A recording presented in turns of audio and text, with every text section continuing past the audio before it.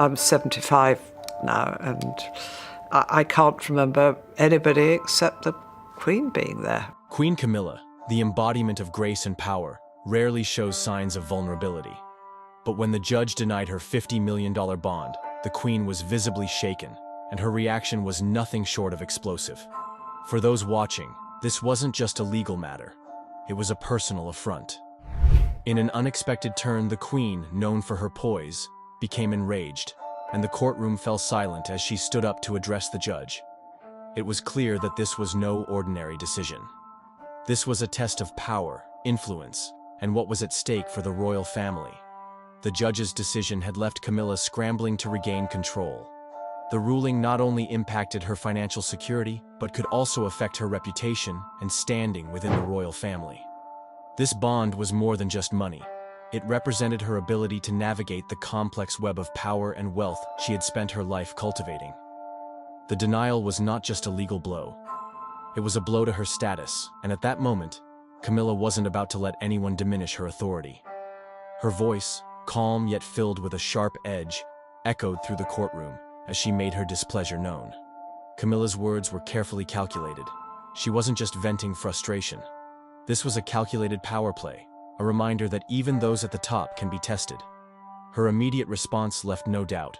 She would fight for what she believed was hers, no matter the cost. The Queen's words carried a weight that resonated well beyond the courtroom walls. The Queen's private strategy to overturn the ruling. While the public watched Camilla's emotional outburst in the courtroom, behind closed doors, a different strategy was unfolding. The Queen had always been a master of managing her public image, but this time, she knew the stakes were higher. The denial of the $50 million bond was not just a minor setback, it was a significant challenge to her influence, and Camilla wasn't about to let it go without a fight. In private meetings with her legal team and key family members, the Queen began to plot her next move. These private conversations revealed a side of Camilla few had seen before, an unyielding determination to regain control of the situation. Her legal team worked tirelessly, analyzing every angle, preparing for an appeal, and exploring alternative methods to pressure the judge and the court system. The stakes were incredibly high, and the Queen wasn't just relying on her status. She was using every resource at her disposal to ensure that the decision could be overturned, or, at the very least, delayed. But it wasn't just about the money. This ruling threatened more than Camilla's financial interests.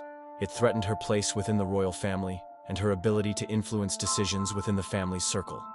As the Queen mapped out her strategy, it became clear that this legal battle was part of a larger game, a power struggle that would determine who truly held control within the family and the legacy they would leave behind.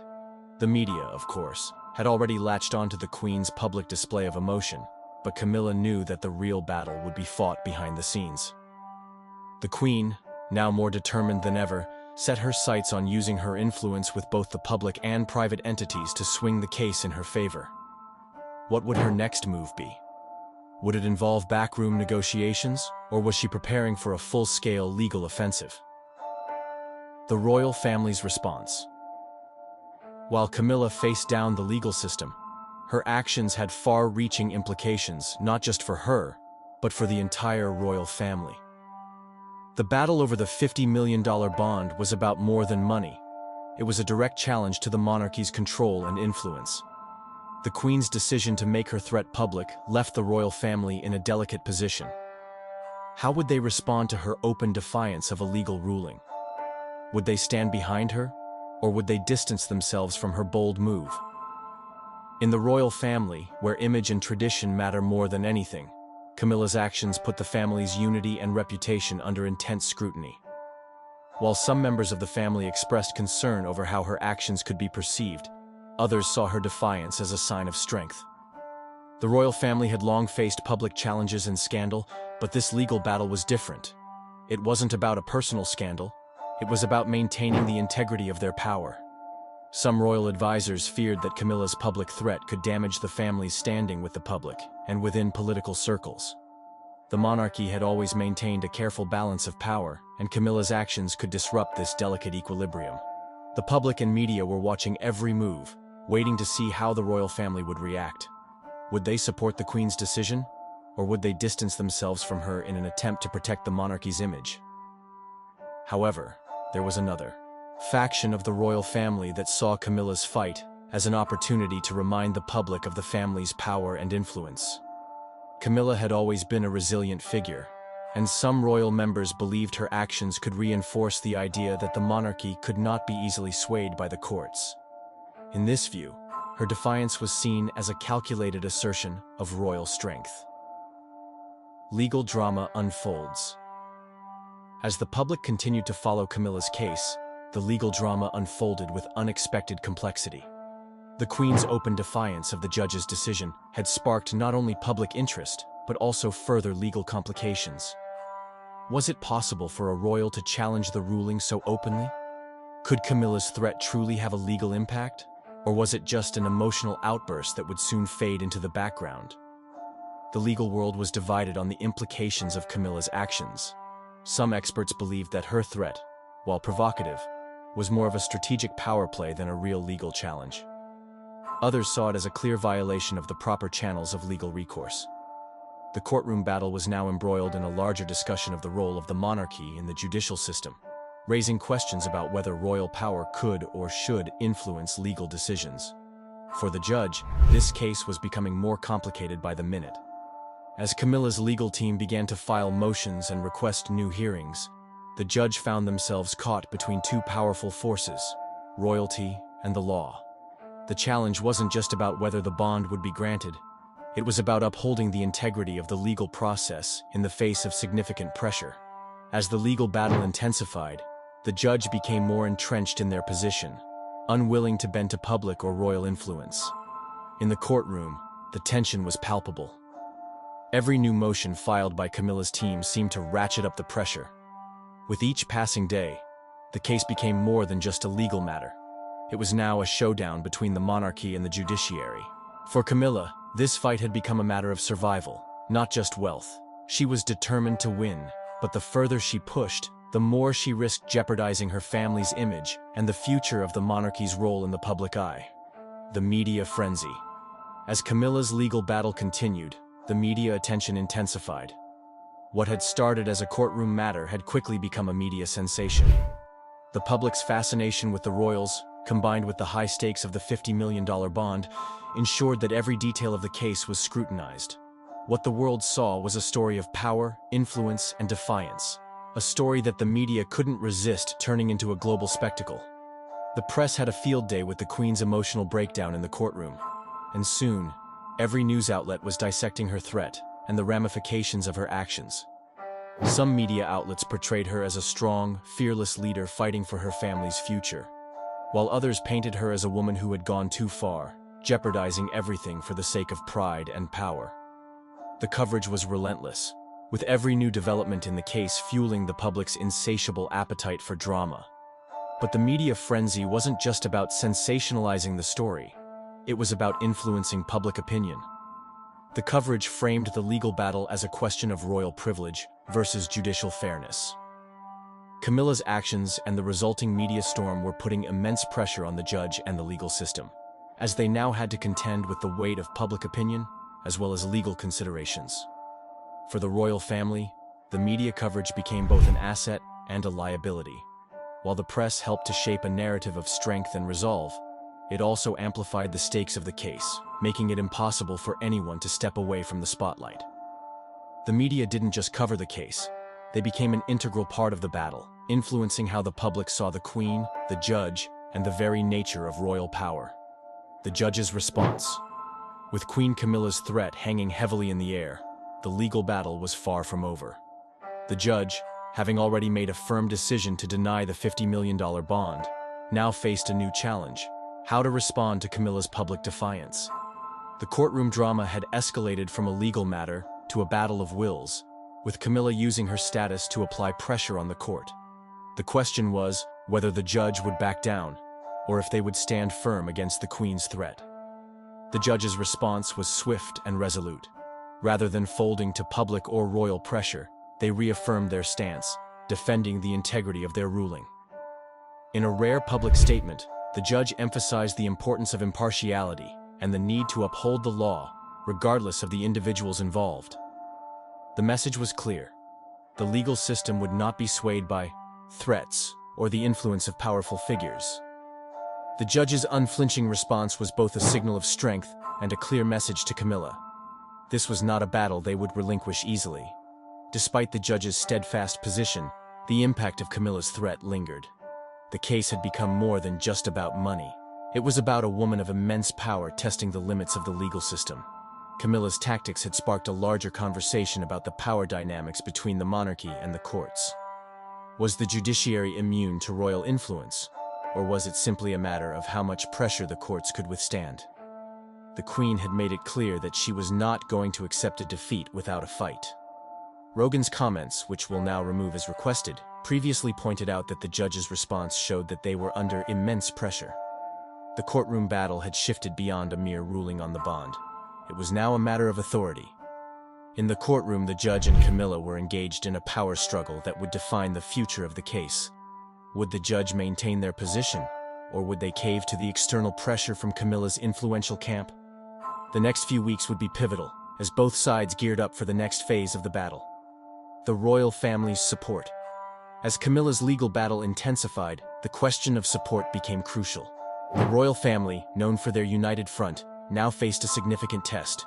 Would they stand by Camilla in her moment of crisis, or would they distance themselves to avoid further public backlash?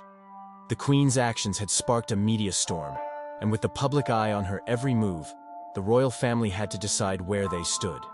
Behind closed doors, the royal family held tense discussions about how to respond. Some members expressed concern about the long-term implications of publicly supporting Camilla's aggressive tactics, fearing it could further damage the family's reputation. The monarchy had always been a symbol of unity and tradition, and any sign of internal conflict could tarnish their carefully curated image. There were whispers that some members of the royal family were privately uneasy about the Queen's public threat, worried that it would set a dangerous precedent. However, other family members saw this as an opportunity to reinforce the royal family's power. They believed that standing behind Camilla's actions would send a clear message that the monarchy would not be bullied, no matter the circumstances. They viewed her defiance as a demonstration of strength, an act of resilience in the face of an unjust decision. For these royal figures, supporting Camilla was a matter of upholding the family's legacy and asserting their rightful place in society. As the family weighed its options, Camilla's actions became more than just about her own fate. They were about the monarchy's future. Would the royal family back her, reinforcing her defiance and her position as a leader? Or would they distance themselves, fearing the damage to the family's carefully guarded reputation? As the battle wore on, the stakes for the monarchy were rising.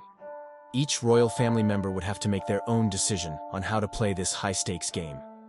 The legal repercussions. As Queen Camilla's legal team scrambled to prepare for an appeal, the looming question became, what would happen if the court decided to overturn the judge's decision? The implications were immense. If the court granted the $50 million bond, it would mark a significant victory for Camilla, one that could shift the balance of power and send a message that even the most powerful individuals could shape the outcome of legal proceedings. The legal system had already been tested, but an overturned decision would be seen as a direct endorsement of royal influence over the judiciary. Legal experts began to weigh in on the potential consequences of such a move. Some argued that overturning the decision would undermine the integrity of the courts, suggesting that it would be a dangerous precedent for the future. The legal system was built on impartiality and fairness, and granting the bond to Camilla could create a perception of favoritism toward the monarchy, particularly in high-profile cases like this. Others, however, believed that the case was unique enough that the court might bend to Camilla's influence, acknowledging the complex dynamics at play. Rogan's earlier insight, which we've now removed, about the complexities of these legal battles highlighted how often the wealthy and powerful can influence the law. But in this case, it would be more than just a financial consideration. It would be a moral and judicial test. Could the court stand its ground, or would Camilla's sheer force of will be enough to change the ruling?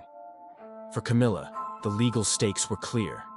The outcome of this case could affect not just her wealth, but her power, her status, and her influence over the monarchy. A victory in court would bolster her position, while a defeat could have far-reaching consequences for her legacy. As the legal battle unfolded, the world watched. and the pressure mounted on both Camilla's team and the court system. The media circus. The media had become an essential part of Camilla's legal struggle. With every development, the media was there, amplifying her every move and influencing public opinion. Camilla knew that the courtroom was only one arena in this battle. Public opinion would play a crucial role in shaping the outcome. The press had the power to turn a setback into a victory, or to expose a misstep as a fatal flaw. And as the stakes of her legal battle grew higher, the media frenzy surrounding her only intensified. From tabloids to major outlets, the coverage of Camilla's case was everywhere. Some outlets portrayed her as a victim of an unfair ruling, fighting to protect her family's legacy. Others framed her actions as a dangerous move by a member of the royal family to undermine the judicial system. The media coverage was polarized, but one thing was clear: the public was divided, and the story was taking on a life of its own. The Queen, ever aware of the power of the press, carefully curated her public image. She made strategic media appearances, released statements, and used the press to her advantage. Camilla knew that the more she could shift the narrative in her favor, the harder it would be for the court to continue denying her bond. By framing the situation as an injustice, she could gain the public's sympathy and increase pressure on the judiciary to relent. The turning point. As Queen Camilla continued her fight, one question loomed large: what was driving her? Was this about the $50 million bond, or was it something much more personal? Camilla's actions had shocked both her supporters and her critics, but few had taken the time to truly understand the deeper motivations behind her fight. Was this a battle for power and wealth, or was it a deeper reflection of the Queen's need to assert control over her life and legacy? As the case progressed, it became clear that Camilla's motivations went far beyond the financial aspects of the case. Her actions were about more than just securing a bond. They were about defining who she was in the face of opposition. In her mind, this fight was a test of her authority, not just as a royal figure, but as a woman who had spent her life battling against expectations and challenges. To her, this legal struggle represented the ultimate moment of power, where she could prove, once and for all, that she would not be swayed by anyone, not even the courts. The final showdown. As the courtroom drama escalated, Queen Camilla found herself facing the most critical moment of her legal battle. The judge had stood firm in their decision, public opinion had been polarized, and the royal family was watching closely. Camilla's next move would be her final attempt to secure the $50 million bond, and everything was riding on this last round. The pressure had never been higher, and the Queen had to decide whether to push further, settle, or find another way to achieve her goal.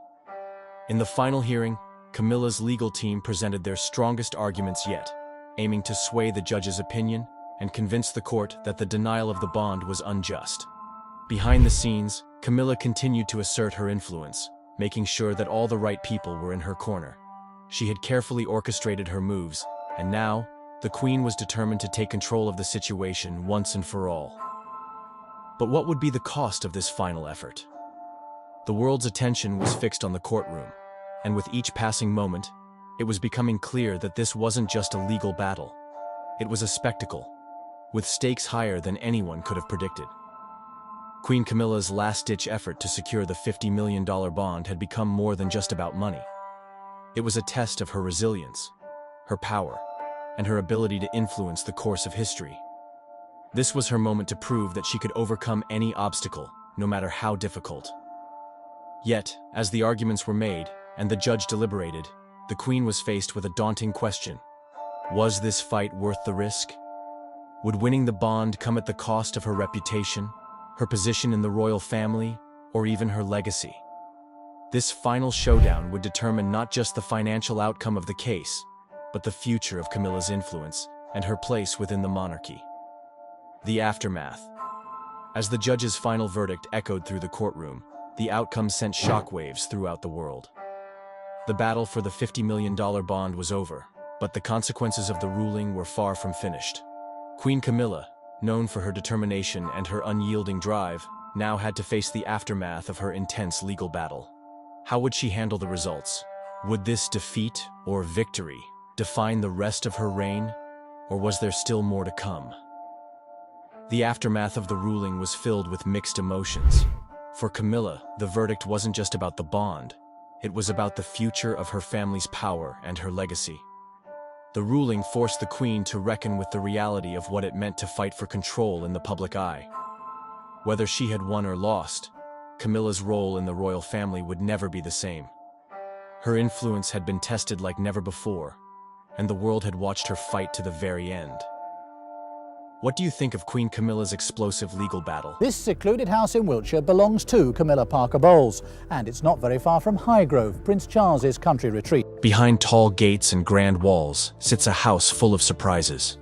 It belongs to Queen Camilla, and it's nothing like the castles and palaces most people imagine when they think of royalty.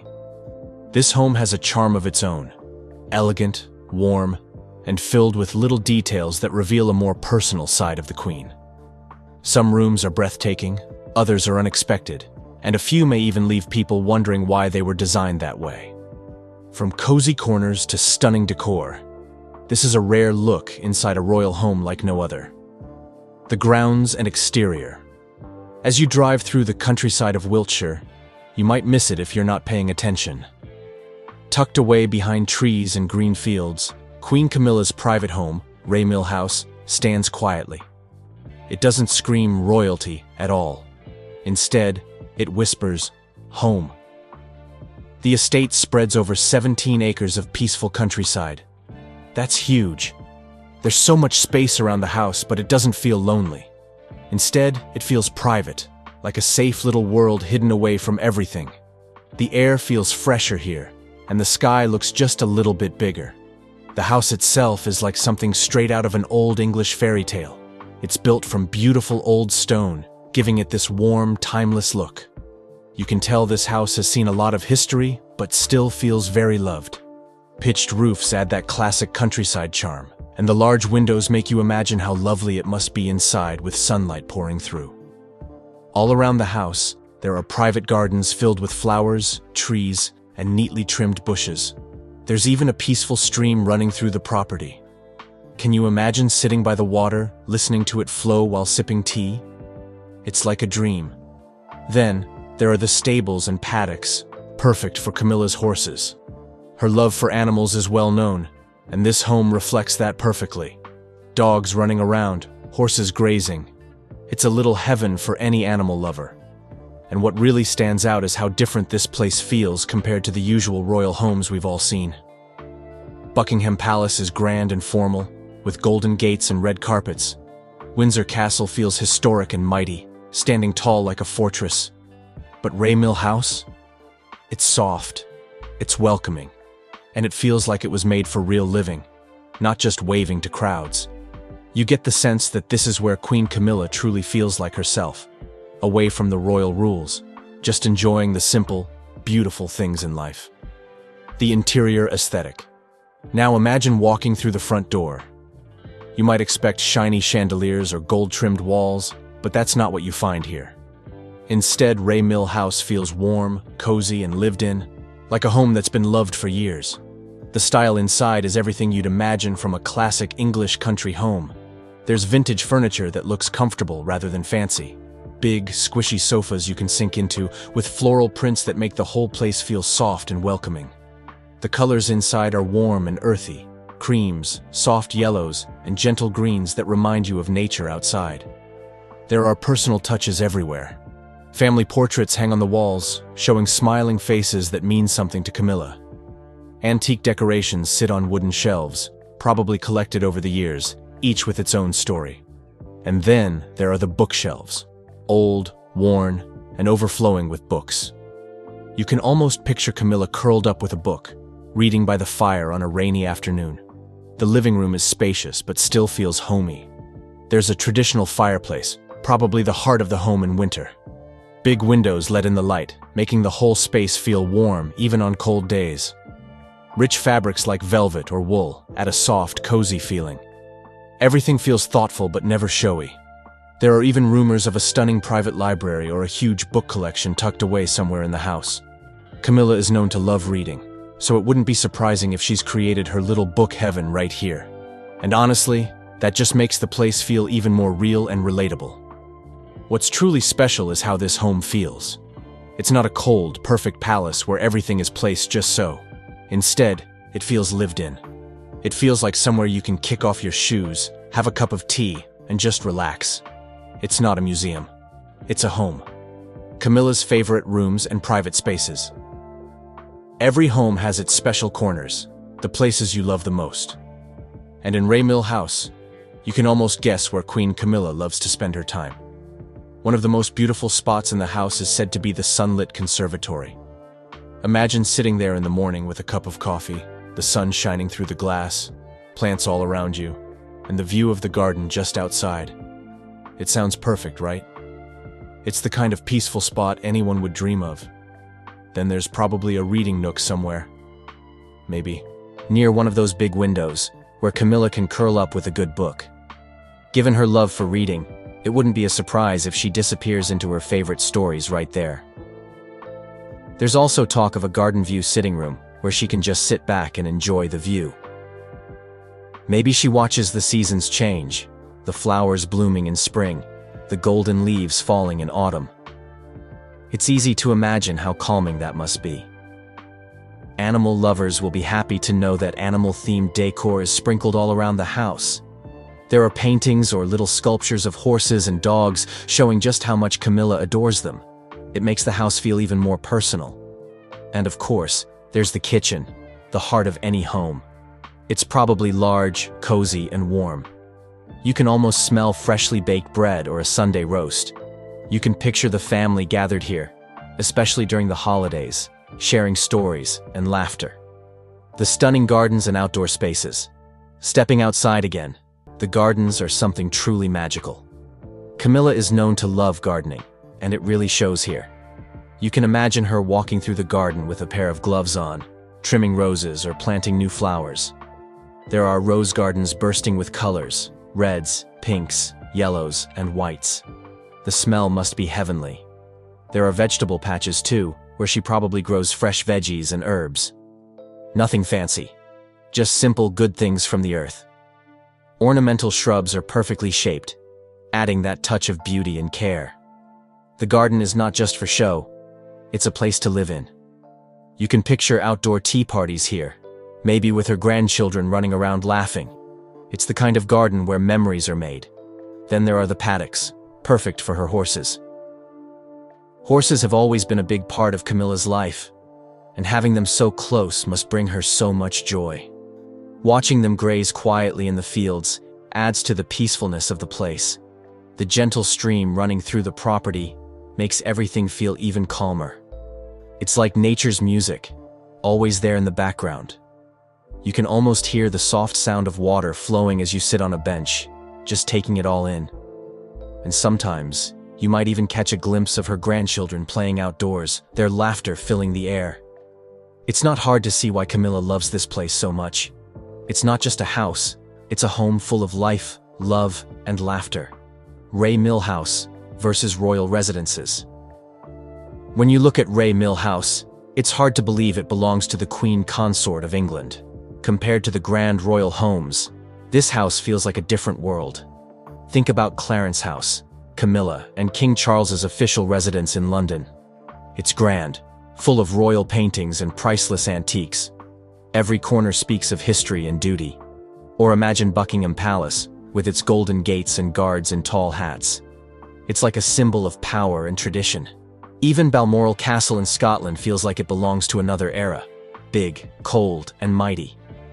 But Ray Mill House? It's none of those things. It's cozy, warm, and incredibly private. It feels like Camilla's secret world, where she can just be herself.